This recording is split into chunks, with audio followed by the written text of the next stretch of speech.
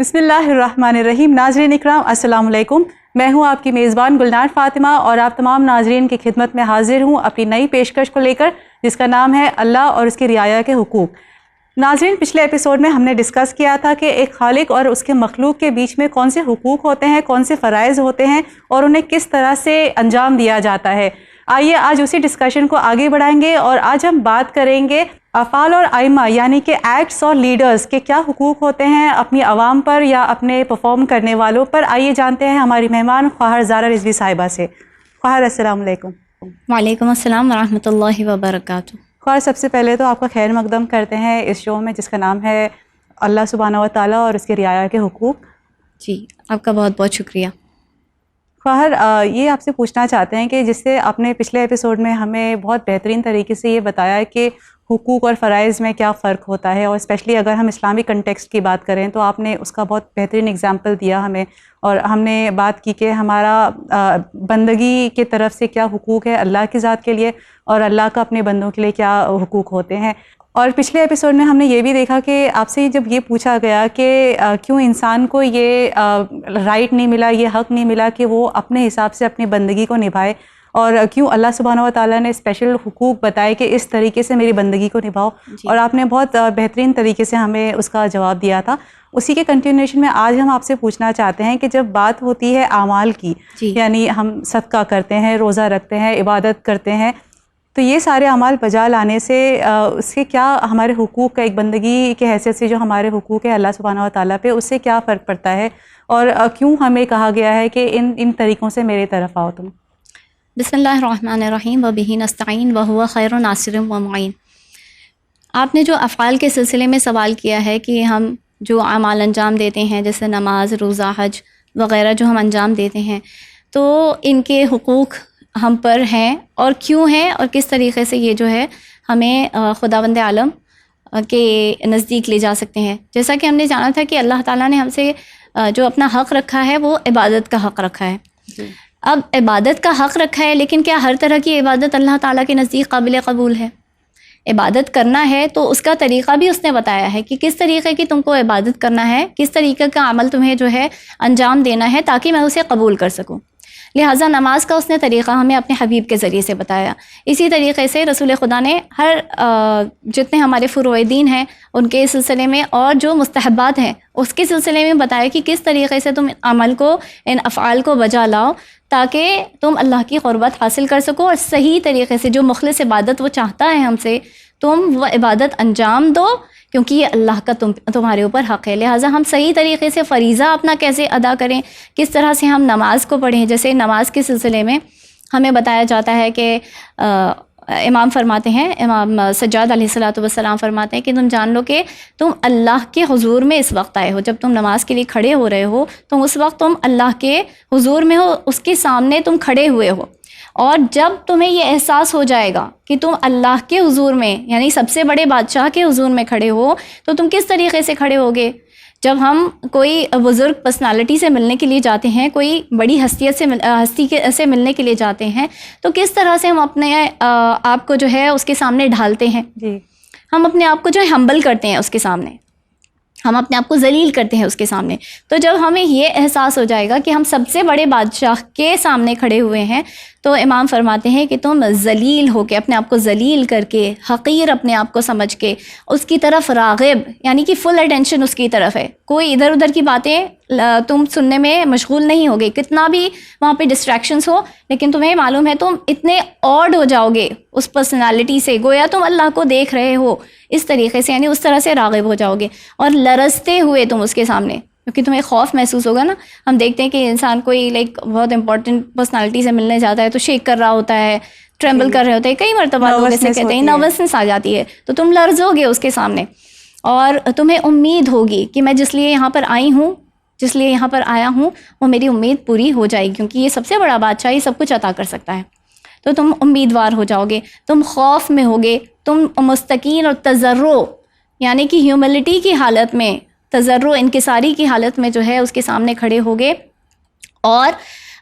اس کے عظمت کو بیان کرنے والے بن جاؤ گے. یعنی تم یوں ہی نہیں کہہ رہے ہوگے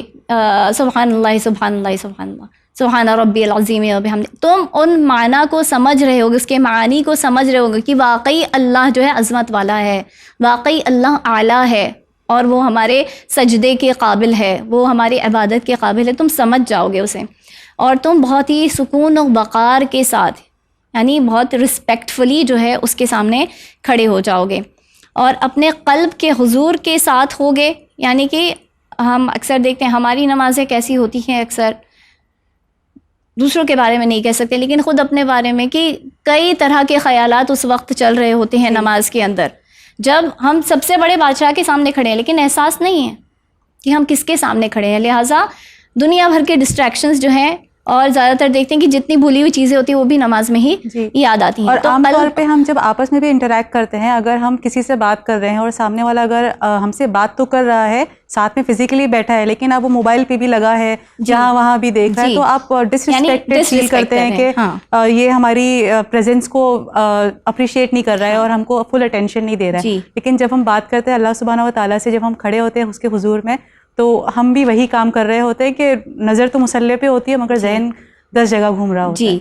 تو اگر یعنی حضور قلب نہیں ہوتا ہے اس وقت میں، اگر حضور قلب کے ساتھ کھڑے ہو جائیں گے تو اس کے تمام حقوق اور جو حدود اس نے رکھے ہوئے ہیں کہ یہ حد ہے، اس سے باہر نہ جاؤ، اس کو ٹرانسگریس نہ کرو، حد سے تجاوز نہ کرو، تو پھر ہم اس کے حدود کا پاس و لحاظ رکھتے ہوئے اس کے حقوق کو بجا لا رہے ہوں گے، یعنی مخلص عبادت اس کی کر رہے ہوں گے. اگر مثال کے طور پر ہم دیکھنا چاہیں تو جتنے ائمہ علیہم السلام رہے ہیں، اگر ان کی زندگیوں پر دیکھ لیں، ان کے اوپر ہم نظر کریں تو ہمیں یہی ملتا ہے. مولا کائنات کے لیے فرمایا جاتا ہے کہ جب وہ کھڑے ہوا کرتے تھے یا وضو کر رہے ہوتے تھے تو وضو کے بعد جو ہے پوری طرح سے ان کا رنگ متغیر ہو چکا ہوتا تھا اور وہ پیل ہو جاتے تھے، یعنی سفید ہو جاتے تھے، سارا خون جیسے اڑ گیا ہو، یعنی اس طرح کا خوف طاری ہو جاتا تھا کس کے حضور میں جا رہا ہوں، جبکہ ان سے بہتر بندہ کوئی نہیں تھا، لیکن اس کے باوجود ان کا یہ حال ہوا، ان کا یہ عالم ہوا کرتا تھا. جب تیر لگا تھا ان کے تو رسول خدا نے یہی مشورہ دیا تھا کہ جب علی اپنے پروردگار کے نماز کے لیے کھڑے ہوں، جب اس کے عبادت میں مشغول ہوں، تب اس تیر کو نکال لینا، انہیں احساس بھی نہیں ہوگا. یعنی کتنی بڑی بات ہے یہ کہ ایک انسان اس کے پاؤں سے جو ہے تیر نکالا جا رہا ہے لیکن اسے احساس بھی نہیں ہوا کہ وہ تیر نکالا گیا، درد محسوس نہیں ہوا، کیونکہ اتنا زیادہ مشغول ہے اپنے پروردگار کے ساتھ. یا امام سجاد علیہ السلام کے لیے جہاں پر خود شیطان نے ان کے لیے جو ہے آ کر گواہی دے دی، انت زین العابدین،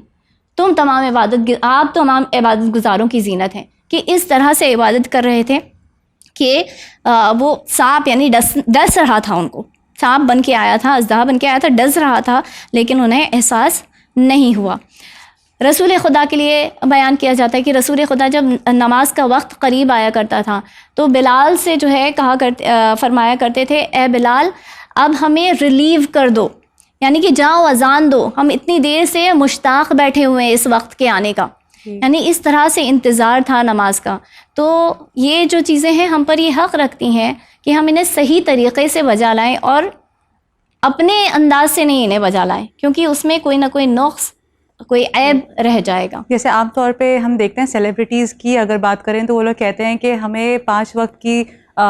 نماز کی یا عبادت کی ضرورت نہیں ہے، ہم اپنے من میں پروردگار کو رکھتے ہیں اور ہم اچھے انسان بننے کی کوشش کر رہے ہیں، تو یہی ہمارا طریقہ ہے اپنی ابدیت کو ثابت کرنے کا. جو کہتے ہیں وہ کہ ہم اسپرچول ہیں لیکن ہم ریلیجس نہیں ہیں. جی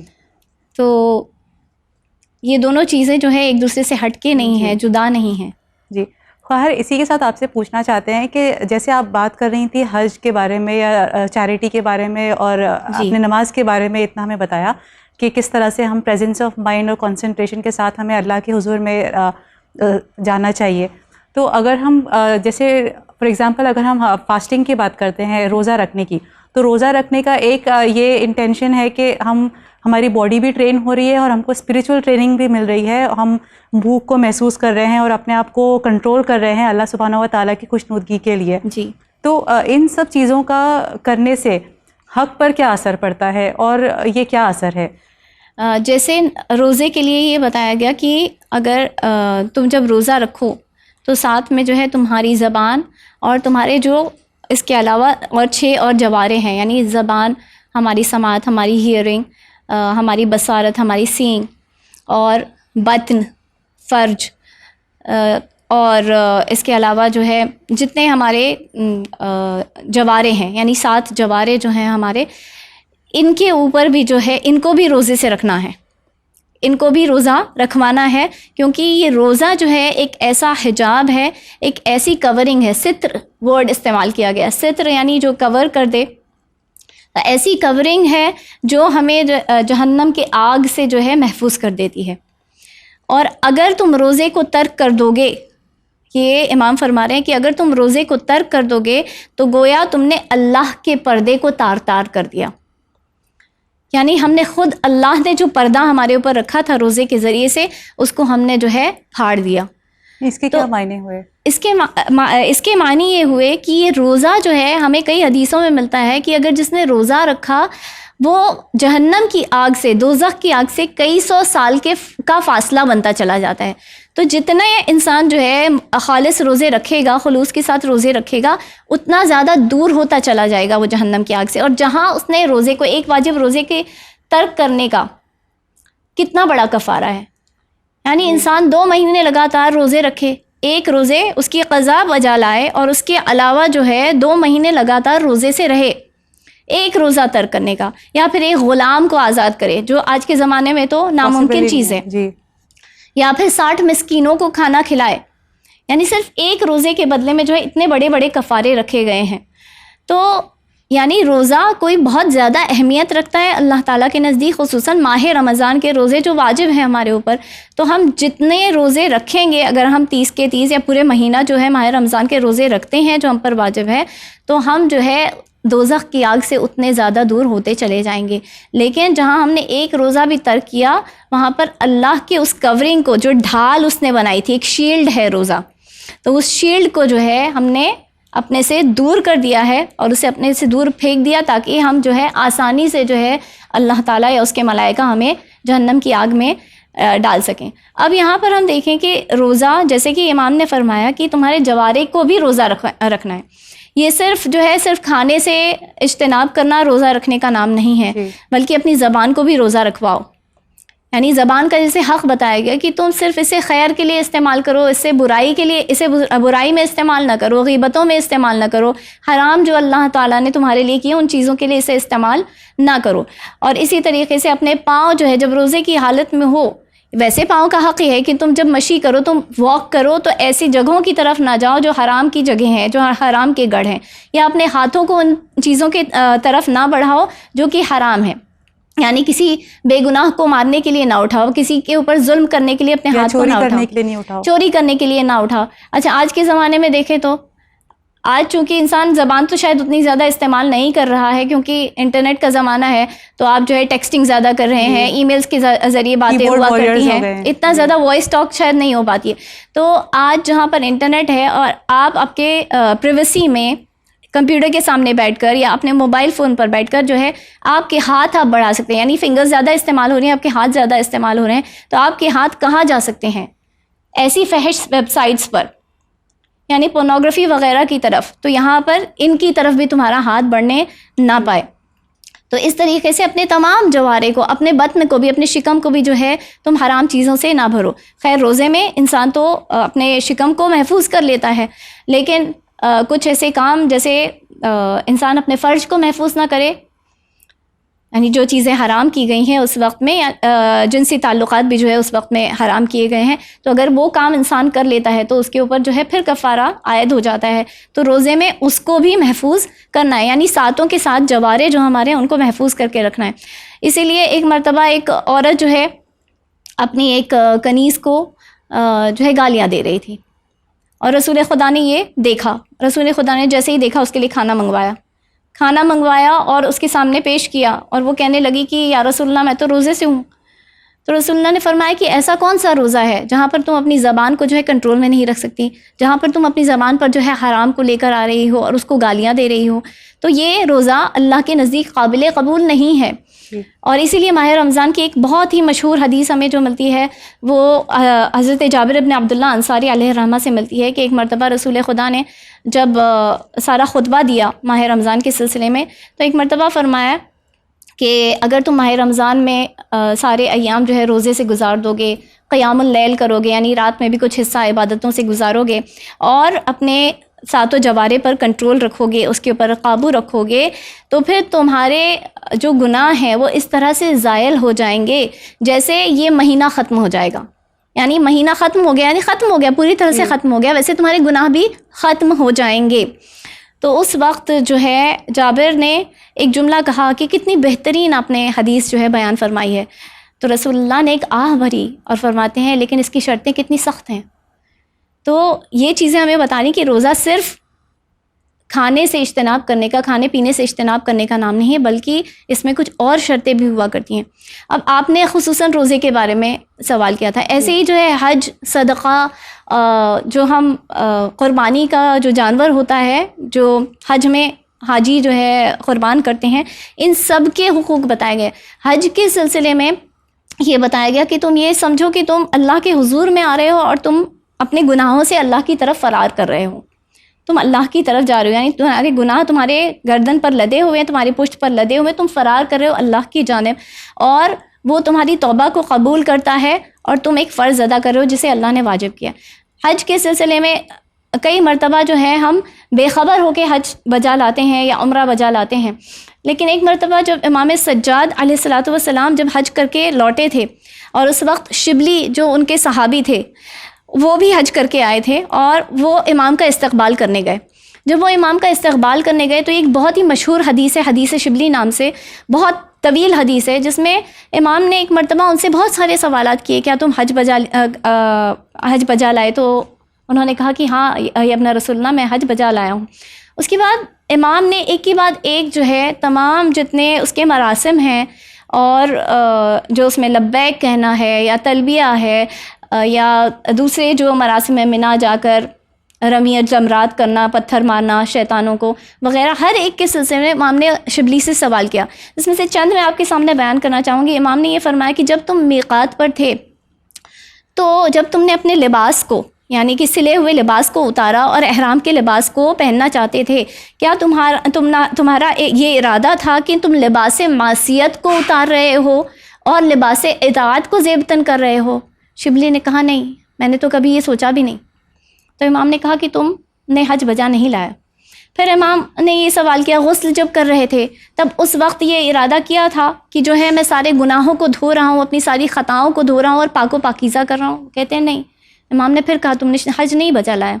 پھر اسی طریقے سے جب تم احرام جو ہے باندھ رہے تھے تو اس وقت کیا تم نے احرام, چونکہ حرام ہو جاتی ہیں بہت ساری چیزیں احرام, تو امام نے یہی فرمایا کیا تم نے ہر حرام سے بچنے کا ارادہ کیا اس وقت میں؟ تو شبلی کہتے ہیں کہ نہیں.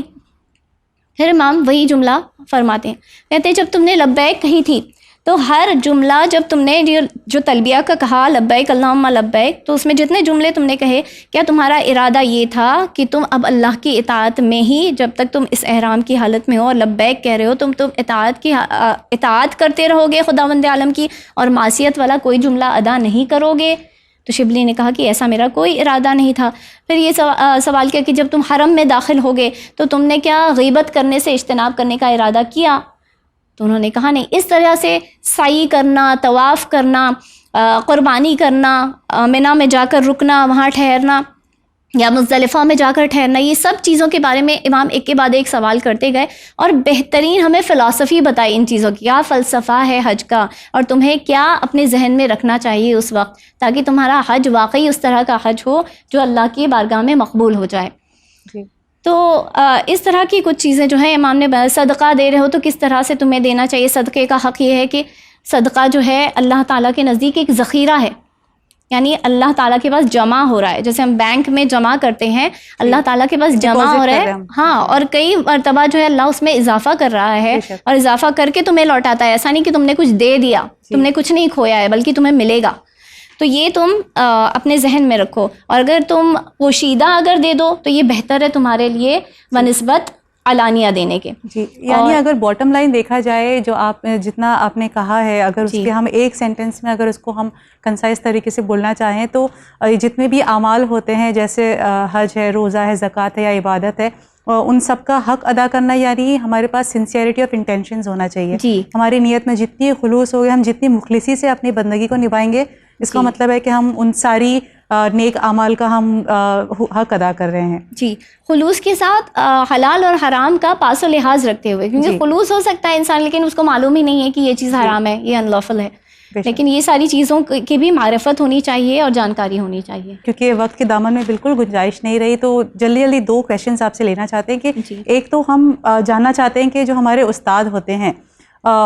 ان کا ہم پر کیا حق ہوتا ہے، اور ہمیں ان کے ساتھ کس طرح سے یعنی رسپیکٹ ہے اور ان کو ایک بزرگیت دینی ہے، ان کے ساتھ اچھے سے ہیوملٹی کے ساتھ پیش آنا ہے. یہ تو بات ظاہری طور پہ کامن سینس میں سمجھی جاتی ہے، لیکن کیا استاد کا یا جس نے بھی ہمیں زندگی میں، بھلے سے وہ کوئی پراپر ٹیچر نہ ہو، کوئی پراپر پروفیسر نہ ہو، لیکن زندگی میں ہر انسان کچھ نہ کچھ سکھاتا ہے. ہماری لائف میں جو بھی آتا ہے وہ کچھ نہ کچھ سبق دے کر ہی جاتا ہے. تو ایسے لوگوں کو جنہوں نے ہمیں زندگی میں کچھ نہ کچھ سکھایا، کسی قسم کا علم دیا ہے، تو ان کا ہم پر کیا حق ہوتا ہے؟ دیکھیے، ہر فرد کا ہمارے اوپر حق یہ ہے کہ ہم اس کو رسپیکٹ کریں، اور اگر کسی نے ہمیں علم دیا ہے، یعنی ہماری معرفت بڑھانے میں جو ہے اس نے ہماری مدد کی ہے، تو ہمیں اسے جو ہے اس کی تعظیم بجا لانی چاہیے. جیسے اگر خصوصاً استاد کے لیے کہا گیا جنہوں نے ہمیں خاص طریقے سے جو ہے پڑھایا ہے، سکھایا ہے، اور زندگی میں جو ہے آگے بڑھنے کا ایک وے بتایا ہے، ہمیں ایک راستہ دکھایا ہے، ان کے لیے کہا گیا کہ جب تم ان کے پاس میں بیٹھو تو پھر جیسا کہ آپ نے بتایا کہ بہت ہی ہمبل ہو کے ان کے سامنے بیٹھو، اونچی آواز میں ان سے بات نہ کرو. جب ان سے کوئی دوسرا سوال کرے تو تم فوراً جواب نہ دو، انہیں جواب دینے دو، یعنی کہ انٹرپٹ نہیں کرو انہیں جواب دینے دو. اگر ان کی کوئی برائی کرتا ہے تو پھر تم ان کا دفاع کرو، اور ان کے بارے میں اچھی باتیں جو ان کی ہیں، ان کے مناقب جو ہیں ان کو بیان کرو، ان کو ظاہر کرو. اور اسی لیے جو ہے ہمیں یہ حدیث ملتی ہے رسول خدا صلی اللہ علیہ وآلہ وسلم کی، جہاں انہوں نے فرمایا کہ عالم کا چہرہ دیکھنا بھی عبادت ہے. جی، یعنی اس کے صرف چہرے پر نظر کرنا یہ عبادت شمار کیا جا رہا ہے. یعنی خداوند عالم نے ایک عالم کو، ایک اسکالر کو جو ہے، یا ایک ٹیچر کو جو ہے یہ درجہ دیا ہے کہ ہم جو ہے اس کو چہرے کو بھی، اس کے چہرے کی طرف بھی نظر کرتے ہیں، تو وہ بھی عبادت شمار ہوتا ہے. جہاں پر خداوند عالم نے جیسے باپ کے چہرے کو دیکھنا عبادت ہے، یا خانہ کعبہ کو دیکھنا عبادت ہے، یعنی جو عظیم ہے، لیکن اس کے علاوہ استاد کی طرف بھی. اور جیسے آپ نے یہ سوال کیا کہ اگر کسی نے ہمیں زندگی میں کوئی بھی درس دیا ہو، یا کسی طریقے سے بھی تعلیم دی ہو، بہت ساری چیزیں جو ہے ہم صرف سیکولر ایجوکیشن یا دینی ایجوکیشن سے بہت ساری چیزیں سمجھ میں نہیں آتی ہیں، لیکن جن کو تجربہ ہوتا ہے زندگی کا، وہ ہمیں زیادہ بہتر سمجھا سکتے ہیں. تو لہٰذا ان کی بھی اسی طرح سے رسپیکٹ کرو، یعنی ان کے پریزنس میں اونچی آواز سے نہ بولو. اگر وہ کوئی بات کہہ رہے ہیں، اگر اس میں کوئی خرابی نہیں ہے تو تم اپنی زبان کو نہ چلاؤ ان کے سامنے. تو یہ کچھ چیزیں ہیں جو ہمیں یعنی تواضع کے ساتھ ان کے سامنے پیش آؤ. جی، خواہر آخر میں آپ سے پوچھنا چاہتے ہیں ہم ان لوگوں کے حقوق کے بارے میں جنہوں نے اپنی پراپرٹی کو ہمارے ساتھ شیئر کیا ہے یا ہم پر ایکسپانڈ کیا ہے. جیسے فار ایگزامپل شوہر ہے یا باپ ہیں، ماں باپ ہیں، جو اپنی پراپرٹی کو اپنے بچوں کے لیے اینی ٹائم اویلیبل رکھتے ہیں. شوہر ہے جو اپنی بینک بیلنس سے لے کے اپنے جتنے بھی اس کی اونرشپ میں جو چیزیں ہیں وہ اپنی وائف اور اپنے بچوں کے ساتھ شیئر کرتا ہے. اور اسی طریقے سے کارپوریٹ سیکٹرز ہوتے ہیں جو اپنے امپلائیز کی ویل بینگ کا بہت خیال رکھتے ہیں، ان کے ویلفیئر کے لیے کچھ نہ کچھ ڈیولپمنٹ کرتے ہیں، ٹاؤن شپس بنا دیتے ہیں، یا ان کو کسی قسم کا میڈیکل فیسلٹیز ایزیلی مہیا کرواتے ہیں. تو یہ جو کیٹیگری ہے، ان لوگوں کا کیا حق ہوتا ہے اپنے سب آرڈینیٹس کی طرف؟ اللہ تعالیٰ نے ان کا بھی حق رکھا ہے، جیسے بالملک کہا جاتا ہے، یعنی اپنی پراپرٹی کے ذریعے سے جو ہمیں ٹرین کرتا ہے یا ہمارے اوپر جو ہے ہمارا کیئر گیور ہو جاتا ہے. تو اس میں خصوصاً ازواج اور ملک الیمین یعنی کہ جو سلیوز ہوتے ہیں ان کے بارے میں خاص تذکرہ کیا گیا ہے، اس لیے کہ زوجہ کے اور اولاد کے سارے مینٹیننس کا حق جو ہے باپ کے اوپر ہوتا ہے یا اس کے شوہر کے اوپر ہوا کرتا ہے. لہٰذا وہ ایکسپینڈ کرتا ہے اپنی پراپرٹی کو اور کسب معاش کرتا ہے اور ان کی زندگی کے یعنی محنت و مشقت کرتا ہے ان کی زندگی کو بہتر بنانے کے لیے. تو اس میں حق یہ بتایا کہ ان کے مطیع ہو جائیں، یعنی ان کی فرما برداری اور ان کی معصیت نہ کریں، ان کی نافرمانی نہ کریں، سوائے ان چیزوں میں جہاں اللہ کی معصیت ہو رہی ہو. یعنی یہ ہر ایریا میں ہمیں یہی کہا گیا ہے کہ اگر کہیں پر اللہ کو ناراض کرنے کی بات آ رہی ہے تو وہاں پر جو ہے انسان اپنا حق کھو دیتا ہے، کیونکہ اللہ کو ناراض کر کے مخلوق کو راضی کرنا یہ جائز نہیں ہے. ہر حال میں ہمیں اللہ کو راضی کرنا ہے. تو اگر ایک شوہر اپنی بیوی سے جو ہے غلط چیز کا مطالبہ کر رہا ہے، مثلاً یہ کہہ رہا ہے کہ تم اپنے حجاب کو اتار دو، تو وہاں پر بیوی کے لیے جائز نہیں ہے کہ اللہ کی مخالفت کرے اور شوہر کی اطاعت کرے، وہاں پر وہ اس کی مطیع نہیں ہو سکتی ہے۔ اسی طریقے سے جو ہے بچوں سے اگر کچھ غلط چیزیں کروائی جا رہی ہیں، مثلاً جیسے ہم دیکھتے ہیں کہ بچوں سے غلط باتیں بلوائی جاتی ہیں کہ تم یہ کہہ دو، یہ بہانہ بنا دو، یہ چیز کر دو، تو اس طریقے سے تو وہاں پر اگر اللہ کے مخالف جہاں پر جھوٹ آ رہا ہے یا کسی کے اوپر بہتان لگانا، مطلب کتنے ایسے فیملی کے اندر کیسز ہو جاتے ہیں جہاں پر کچھ لڑائیاں ہو جاتی ہیں، جھگڑے ہو جاتے ہیں، جہاں پر بچوں کو بھی انوالو کر لیا جاتا ہے، بچوں سے کہ تم یہ کہہ دینا کہ ایسا تم نے دے، جبکہ ہوگا نہیں سچ وہ، ایسے بہتان لگانا۔ تو جہاں پر اللہ کی معصیت کا سوال آتا ہے تو وہاں پر اللہ کی معصیت نہیں کی جا سکتی ہے، لیکن اس شخص کی معصیت کی جائے گی جو اپنی پراپرٹی ہمارے اوپر ایکسپینڈ کر رہا ہے۔ آپ نے کارپوریٹ سیکٹر کی جہاں پر بات کی کہ امپلائیز کے لیے وہ اتنا سب کچھ کرتے ہیں، ان کے لیے کیئر کرتے ہیں، تو وہاں پر بھی جو ہے جب آپ جوائن کرتے ہیں اس کمپنی کو یا آرگنائزیشن کو، تو آپ کا ایک کانٹریکٹ جو ہوتا ہے تو اس میں آپ کا سب کچھ کلیئر ہوتا ہے کہ کیا چیزیں جو ہے آپ کو کیا رولز فالو کرنے ہیں، یہاں پہ آپ سے کیا ایکسپیکٹ کیا جا رہا ہے اور آپ کو کیا رائٹس دیے جا رہے ہیں۔ تو اگر اس سے جو ہٹ کر اگر کچھ آپ سے چیز کہی جا رہی ہے تو اس میں آپ کے اوپر واجب نہیں ہے کہ آپ اس چیز کو جو ہے انجام دیں یا اس میں اس کی پیروی کریں۔ جی، یعنی اس کا جز یہ ہے، ہمارے آج کا جو ہمارا ڈسکشن رہا ہے اس کا جز یہ ہے کہ جو بھی چیز اگر آپ کی معرفت میں اضافہ کرتی ہے اللہ کی معرفت میں، تو آپ اس چیز کو فالو کریں، اور جہاں اگر آپ کو لگ رہا ہے کہ آپ کا دین خطرے میں ہے یا آپ کے مورل گراؤنڈز شیکی ہو جا رہے ہیں جس ماحول میں، تو آپ بہتر ہے کہ اپنے آپ کو ایکسکیوز کر دیں اس طرف سے۔ جی جی خواہر، بہت بہت شکریہ آج کے ڈسکشن کے لیے۔ ہم اگلے ایپیسوڈ میں پھر آپ سے یہ ڈسکشن کنٹینیو کریں گے۔ Thank you so much for being on the show. Thank you for inviting me to the show. ناظرین، یہ تھی ہماری آج کی پیشکش اللہ اور اس کے رعایا کے حقوق کی۔ انشاءاللہ آپ کی خدمت میں پھر حاضر ہوں گے اسی ڈسکشن کو کنٹینیو کرتے ہوئے۔ تب تک کے لیے مجھے یعنی گلدار فاطمہ کو دیجیے اجازت۔ شکریہ، خدا حافظ۔